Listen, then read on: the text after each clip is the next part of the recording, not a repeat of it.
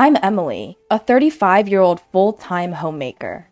Just the other day, I gave birth to twin siblings, John and Sarah. It took 2 days from contraction to delivery, and I was physically at my limit. But when I saw my baby, who was born with a healthy first cry, my fatigue disappeared. Originally, I was supposed to go home, but 1 month before I gave birth, my mother was hospitalized for surgery. My parents were eagerly awaiting my return home with the babies. My mom even said, even though she's recovering from surgery, it's okay for me to bring them over. But this time, we prioritized my mom's health, decided not to move back in, and do our best by cooperating with my husband. But instead of a joyful time raising our children, something unexpected happened. What I am going to tell is the story of the fierce harassment that I experienced at that time. It was the third morning after I gave birth to my twins and returned to my apartment. Suddenly, the intercom at home rang loudly. Who could it be at this early hour? When I looked through the peephole in anger, it was my mother-in-law outside the door. What? My mother-in-law? Why? I quickly unlocked the door, and my mother-in-law swung the door open and barged in. She made a loud noise when she entered the house, so when John heard the noise, he woke up, and then Sarah woke up as well. The babies had been crying a lot last night, and just when they'd finally fallen asleep, my mother-in-law completely disrupted it. She apparently came over by taxi, and I couldn't just turn her away, so I headed towards the kitchen to serve some tea and snacks. Oh my, what a mess. I can't believe my son is living in such conditions. Emily, you haven't been slacking on your chores just because you had a baby, right? My mother-in-law was like the annoying mother-in-law in a classic TV drama, tracing her finger along the windowsills to see if there was any dust. I'm sorry, but they cried so much last night that I hardly slept. I'll clean up when they calm down. As I was trying to console the crying twins, my mother-in-law swatted my hand away, took the babies, and said, I'll take care of the twins. Sleepless night? Doesn't matter. Don't slack off just because of that. Start your house chores early if you're a good wife. Despite my exhaustion, she told me to start housework immediately. No matter how much I tried to explain, my mother-in-law didn't listen and was only focused on the twins. Reluctantly, I prepared some formula milk to hand to my mother-in-law, only for her to say, What? You're feeding them formula? Any mother would breastfeed, right? What kind of unloving parent are you? I was so shocked to hear the one thing I was most self-conscious about. I nearly started crying. Holding back tears, I did as she told and began cleaning the room. Although my mother-in-law had said she would take care of the kids, she just casually soothed them. When their diapers were dirty, she seemed to hate changing them and called me, who was in the middle of house chores, to do it. I couldn't progress with my chores, and I didn't understand what she came here to do. Moreover, for the next 2 months, she came over almost every day and continued to soothe the babies, half-heartedly. This time is nothing but pain because she keeps complaining about me. I wanted to talk with my husband, but he's always dead tired after a long day at work, so I never found the opportunity. For 2 months, I endured snide comments from my mother-in-law. When she told me she wouldn't be coming anymore from the next day, I thought I was finally free. But to my surprise, she suddenly held out her right hand and said, Hey, pay me quickly! 2 months worth of transportation expenses and thanks for helping with childcare. It's normal, right? Unbelievable. She was demanding both travel expenses and a thank you payment from me. I snapped at her words. What are you talking about? When did I ask for your help? If I had asked, it would be a different story, but I never did. In fact, your presence for the past 2 months has been nothing but unpleasant. Please don't come here anymore. Saying that, I kicked my mother-in-law out of the house. Immediately after that, I packed our things and took my twins back to my childhood home. I felt guilty burdening my mother, but I couldn't find peace if I stayed here. On the other hand, my mother-in-law went and spilled everything to my father-in-law and husband. She painted herself as the victim, saying that despite all her efforts, I had spoken harshly to her. When my husband came home to find us missing, he was taken aback. Upon hearing the situation from me, he turned pale and stormed off to his parents' house the next day. My father-in-law, who had only heard my mother-in-law's side of the story, turned white as a sheet when he heard what my husband had to say. Oh no, what have you done, dear? He suddenly turned on my mother-in-law, his face a mask of fury. My father-in-law is usually a mild-mannered man, and he rarely gets angry. Even my husband had never seen him so mad. My husband was at a loss for words, and my mother-in-law was flustered. What? Why are you so mad? Isn't the one at fault her? After all, I went out of my way to reduce her burden of childcare, even spending on travel expenses. Why should I be the one getting scolded? My mother-in-law's argument is that she acted after thinking about me and insisted that she did nothing wrong. No, you don't understand anything. Do you know who her grandfather is? While trembling with anger, my father-in-law stared at my mother-in-law with his eyes wide open. Who? You mean the scary-looking old man who came to the wedding? I remember you bowing and scraping to him, but what about him? Don't tell me. You're being threatened by that old man? No! That man is the chairman of my company. When my mother-in-law heard those words, she let out an unintentional, "What?" As it turns out, my grandpa is the chairman of a major corporation. My wedding was quite a large affair, with several CEOs of famous companies in attendance. My grandpa is strict with both himself and others, not the type to laugh or engage in pleasurable conversation much, but he dotes on his granddaughter, me. Every time we met, he'd buy me expensive toys or take me to expensive restaurants. When I got married, I later heard from Grandma that Grandpa was so happy he cried, which surprised everyone. Given how much Grandpa dotes on me, he would definitely not stay silent if he knew about what my mother-in-law had done. Under normal circumstances, one would already be scared stiff just by that, but there was another reason why my father-in-law wouldn't want this getting out to grandfather. I was on the cusp of either getting a promotion to a managerial position or not. If I became a manager, my salary would significantly increase from what it is now. It was an important time for me to give my best, and yet, without understanding how I felt, you stirred up this mess. What on earth were you thinking? My father-in-law could care less about me. Right now, all he's thinking about is his promotion rather than his family.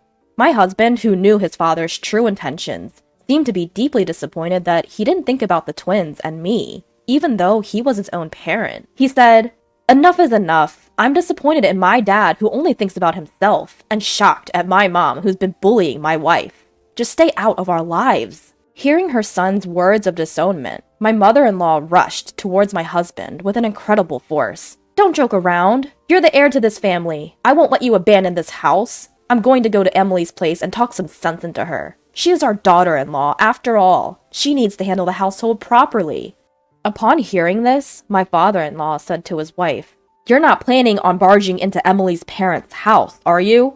Don't do anything that rash. I'll lose my chances of a promotion. Don't interfere." Upon hearing these words, my husband left his family home without uttering a word. He came to my parents' house on foot, explained what had happened, and apologized. Her husband's face looked sad rather than angry. "I can't believe my own parents are like this. I'm sorry." In response to my husband, my parents didn't say a word. "Come on, let's eat dinner since you're here," they offered.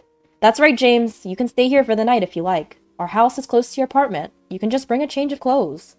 At first, my husband was hesitant because of the kindness of my parents, but after a long time, he wanted to relax with the twins and decided to stay at my house.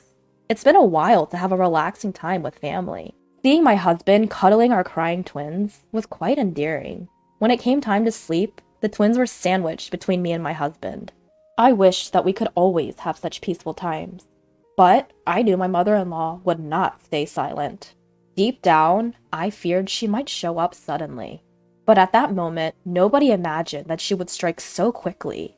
The next day, while my parents were at work, the doorbell at my parents' house rang incessantly.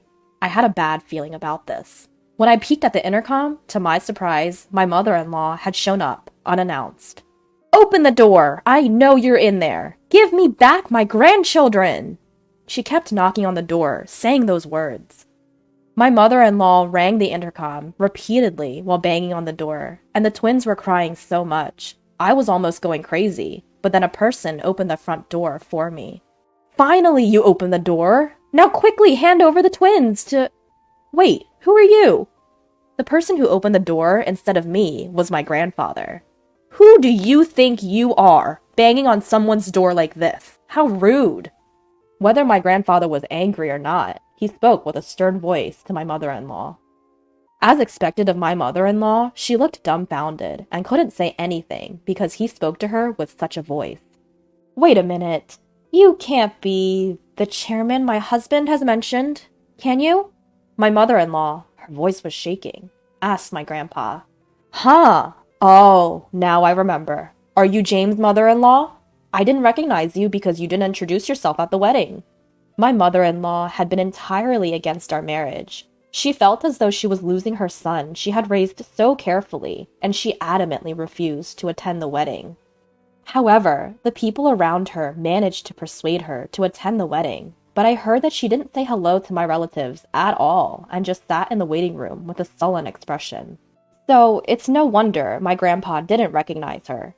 When he realized she was my mother-in-law, my grandpa's face turned even more intimidating, and he stared at my mother-in-law, who was trembling. I had previously told my grandfather everything I had been through. He probably expected my mother-in-law to burst into the house, which is why he had been staying here for a while. Well, the real reason was that he wanted to see the grandchildren I had given birth to. But he hadn't expected such an early assault. I didn't come here to bother you, Emily. I just came to see the twins because you brought them here without telling me. It's cruel not to tell me, isn't it? She insisted that she just came to see the twins and not to harass me. However, I couldn't believe the words of the mother-in-law, who had been banging on the door and pressing the intercom repeatedly, yelling to give back her grandchildren. Is that so? But didn't you tell your granddaughter earlier to return my grandchildren? Since when did they become your possessions? Even my mother-in-law couldn't ignore these words, and she argued back. What are you talking about? Those kids are the grandchildren of our family. Especially John, who was the heir. They are rightfully our grandchildren, not yours. Yes, the only reason she doted on the twins was because they were the heirs. She also loved Sarah, but John, being the heir, was her favorite. I see. I understand your affection for the twins, but is it right to neglect their mother, who was exhausted after childbirth? You forced your way into her home, which is quite a terrible thing to do, isn't it? My mother-in-law was taken aback by these words and began to look pale again. Wait, you're not going to tell my husband about this, are you? He specifically told me not to come here. I can't let him find out. Even though my father-in-law was strongly advised my mother-in-law not to come here, she came here on her own will. If her husband found out, she might even be got divorce papers. So she begged him to keep her visit a secret. But there was no way he could accommodate such a request. He said to the flustered mother-in-law, "What are you talking about? There's no need to hide anything, especially if there's something to feel guilty about. I'll let your husband know that you came to visit us. Now, be sure to make an appointment next time you come, okay?" Leaving these words behind, he closed the front door. Normally, my mother-in-law would have knocked on the door many times and pressed the intercom many times. But now that the grandpa, who was the chairman, is at home, it seems that this time she went home quietly. She didn't say anything about her abrupt visit to my family's home, but my grandfather later summoned her husband to his office and explained what had happened. Despite having been emphatically told not to go to our home, my father-in-law was visibly angry that his wife had done so anyway. I deeply apologize for my wife's thoughtless actions. I'll make sure she never does anything like this again. He apologized sincerely to my grandfather. My father-in-law was sincerely apologizing to my grandfather. He had to apologize for his promotion. But my grandfather wasn't so naive as to fail to see through my father-in-law's true motives. True, what your wife did is inexcusable. But don't you share some of the blame? You seem to only think about immediate concerns and don't pay much attention to those around you. There's a lot of dissatisfaction with you at the workplace. I can't possibly promote someone like that. In the end, my father-in-law's promotion was taken off the table. Thinking that he couldn't get promoted because of his wife, my father-in-law went home, gave his wife an earful, and slammed down a completed divorce paper on the table before packing his bags and leaving. Until now, my mother-in-law has lived only on my father-in-law's salary, so if he abandons her, she will not be able to live in the future. She tried to persuade him, but it was too late. The damage had been done and was beyond repair. All of this happened because of that woman. She should never have married my beloved James. I can't forgive her. I'll never forgive her. Having lost everything, my mother-in-law went on a rampage and stormed my parents' home. She banged on the door and shouted at the top of her voice, "I've lost everything because of you. If only you weren't here. Give me back my grandchildren. Give me back James." It was already past 9 p.m. It's extremely insane to bang on the door while yelling at a time like this. Unable to endure it any longer, my husband called the police. My mother-in-law was taken to the police station in a squad car. To the very end, he apologized to my parents and my grandfather for causing trouble, but they knew that my husband was not at fault. Feeling relieved that peace had finally returned to our home was a refreshing feeling. Hopefully, no one will bother us anymore. It would be nice to finally live peacefully. It was regrettable that things had turned out this way, but knowing that we could finally focus on raising our kids in peace, I felt a sense of relief. Afterwards, my in-laws divorced. My mother-in-law returned to her parents' home. The home where my mother-in-law was living was in a remote rural area, much like Nebraska, where only a few buses run per day. Without a driver's license, it wouldn't be easy for my mother-in-law to travel here.